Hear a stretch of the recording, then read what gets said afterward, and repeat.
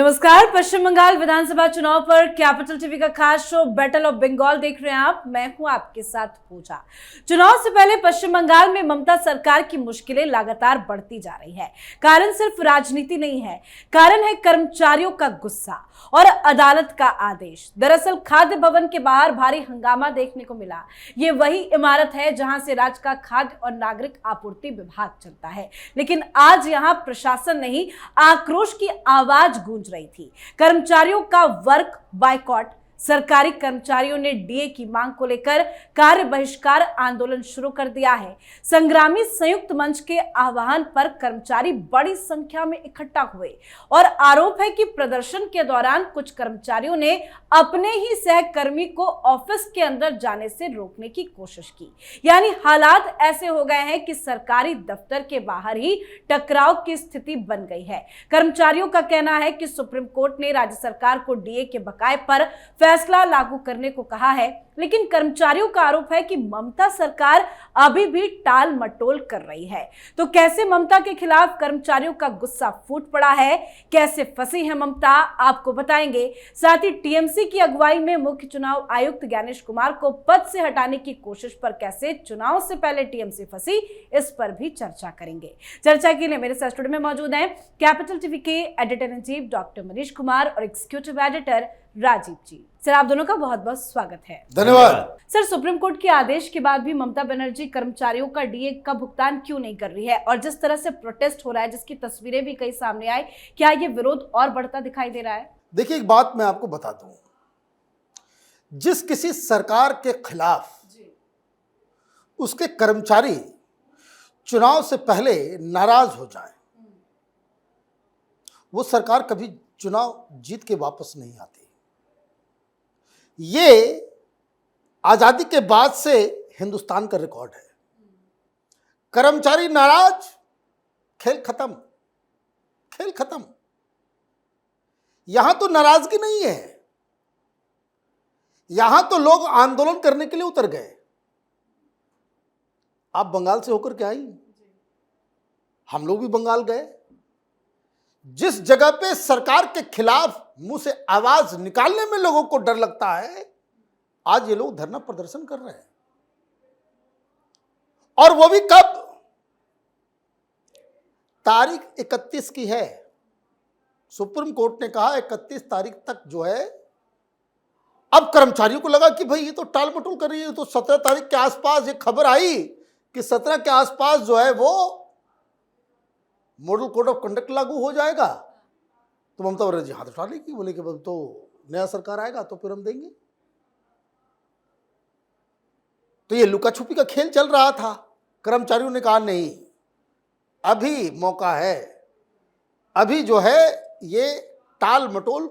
और सिर्फ इतना ही नहीं, 2-3 और मुद्दे जो है इसमें जुड़ गए। और वो मुद्दा जुड़ गया कि 7.5 लाख वेकेंट है सीट, क्यों नहीं भरा आपने? और कई सारे जगहों पे एडहॉक, आपने बहुत अच्छा एक रिपोर्ट किया हॉस्पिटल के अंदर, वहां लोग काम कर रहे थे, सब एडहॉक पे थे। उसको परमानेंट कौन करेगा? तो ये मुझे लग रहा है कि ये सारी चीजें अपनी तरफ, ये मुद्दा ऐसा गरमा रहा है कि ममता बनर्जी की नींद जो है वो उड़ गई होगी। और खबर क्या है? ये सिर्फ कलकत्ता या फिर हावड़ा या 3-4 शहरों की, हर जगह यही।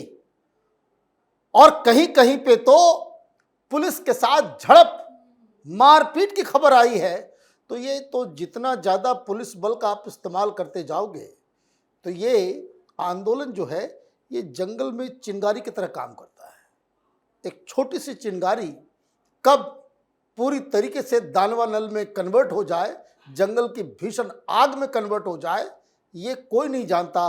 ममता बनर्जी के लिए सबसे बड़ा खतरा ये कर्मचारियों की नाराजगी और बड़ी बात यह है कि सर सरकारी कर्मचारियों की तरफ से ये ऐलान भी किया गया और मीडिया वालों से बातचीत में उन कर्मचारियों ने कहा कि अभी तो ये शुरुआत है, ये लंबा चलेगा। तो क्या कर्मचारियों को नाराज करना ममता बनर्जी के लिए मुश्किल खड़ा कर रहा है? और चुनाव से पहले इस तरह का प्रोटेस्ट कितनी बड़ी मुसीबत में है ममता बनर्जी? देखिए, ममता बनर्जी से नाराजगी और सपोर्ट किसका मिल रहा है?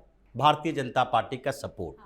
ये दोनों बड़ी बात है ममता बनर्जी के लिए, क्योंकि सरकारी कर्मचारी आंदोलन कर रहे हैं और ये केवल अभी के कर्मचारी नहीं हैं, इसमें से उन लोगों को भी शामिल किया गया है जो रिटायर हो चुके हैं। लगभग 20 लाख परिवार, 12 लाख से ज़्यादा अभी पश्चिम बंगाल में सरकारी कर्मचारी, जिसमें म्युनिसिपल कॉरपोरेशन के कर्मचारी भी शामिल हैं। और उसके बाद जो रिटायर हो चुके हैं, पेंशन ले रहे हैं, उनका भी तो डीए बाकी है। और उसके बाद जो जिनका पेंडिंग पड़ा हुआ है 2008 के बाद जो रिटायर हुए, क्योंकि 2008 से 19 का मामला है, तो उन सारे को मिलाकर लगभग 20 लाख परिवार ऐसे हैं जो ममता बनर्जी की सरकार से मांग कर रहे हैं हमारा बकाया पैसा वापस दो। और सुप्रीम कोर्ट ने आदेश दिया था 31 मार्च तक आपको 25% राशि देनी पड़ेगी। तो 10,000 करोड़ कहां से लाएंगे ममता बनर्जी? अभी जो स्थिति है, 7 लाख करोड़ का कर्ज रखे हुए हैं पश्चिम बंगाल के ऊपर, खजाना खाली है। और इस समय लग रहा है कि ये पैसा अगर देते हैं तो इस पैसे का कोई रिटर्न नहीं है डायरेक्ट, यानी टीएमसी के कट मनी में ये नहीं शामिल होगा।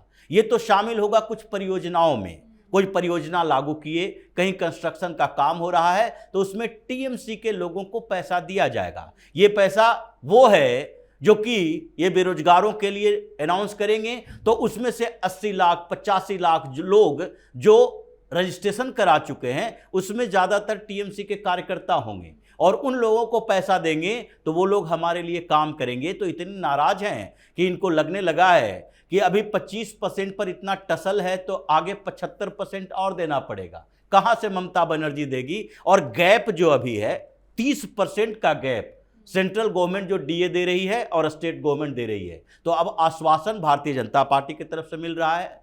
शुभेंदु अधिकारी ने सीधे तौर पर संयुक्त संग्रामी मोर्चा को समर्थन दे दिया और उसके जो नेतृत्व करने वाले हैं भास्कर घोष, उन्होंने सीधे तौर पर कहा है कि यह आंदोलन अभी रुकने वाला नहीं है, इसमें धीरे धीरे और लोग जुड़ रहे हैं। जो नहीं जुड़ रहे हम उनको समझाने की कोशिश कर रहे हैं और भारतीय जनता पार्टी के कार्यकर्ता लिस्ट लेकर जा रहे हैं, वहां पर पंपलेट बांट रहे हैं कि देखो ये कौन कौन से स्टेट है जहां भारतीय जनता पार्टी की सरकार है और वो सेंट्रल गवर्नमेंट के डीए को उसी तरह लागू करती है, भले ही 6 महीना का समय लग जाए। अगर जनवरी में सेंट्रल गवर्नमेंट डीए बढ़ाती है तो वहां पर अप्रैल मई से लेकर जून तक लागू हो जाता है। ये पश्चिम बंगाल की सरकार है जो 10-10 साल तक आपका पैसा खाकर बैठी है। तो 20 लाख परिवार का मतलब होता है कि 4 से 5 वोट होगा तो 1 करोड़ से ज्यादा वोट। और अगर शुभेंदु अधिकारी जिस मोड में हैं कि हो सकता है 1-2 दिन बाद वो भी सड़क पर इन लोगों के साथ नजर आए, तो पूरा माहौल ही चेंज हो रहा है। इसलिए ममता बनर्जी फ्रस्ट्रेट हैं और वो सोच रही हैं कि ये कर्मचारियों का आंदोलन किसी तरह लाठी डंडे के जोर पर खत्म कर दिया जाए, लेकिन होने वाला नहीं है, क्योंकि लाठी डंडा जो चलाने वाला है पुलिसकर्मी, वो भी तो पश्चिम बंगाल का कर्मचारी है। उसके घर में भी तो ये बात होती है कि इस होली में हम सोच रहे थे कि कुछ अच्छा हो जाएगा, वो भी नहीं हो पाया।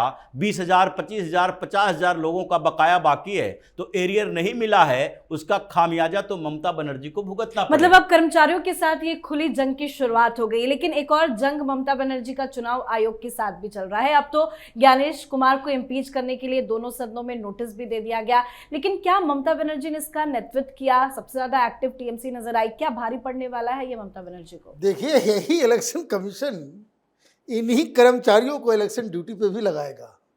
ये आप बात को समझिए, बहुत बड़ी मुसीबत में फंस गई हैं। और जब मुसीबत में फंसती है ममता बनर्जी तो क्या करती हैं? यही drama, Tamasha, and she looks for a villain, outsider, non Bengali, और हमें जो है वो तंग कर रहा है, बंगाल के ऊपर हमला कर रहा है। वो ड्रामा पिछली बार हुआ था नहीं? ये आउटसाइडर आ रहा है, वो बिहार यूपी का लोग आ रहा है ना? तो बिहार यूपी का लोग आ रहा है, बिहार यूपी का लोग गुंडा है।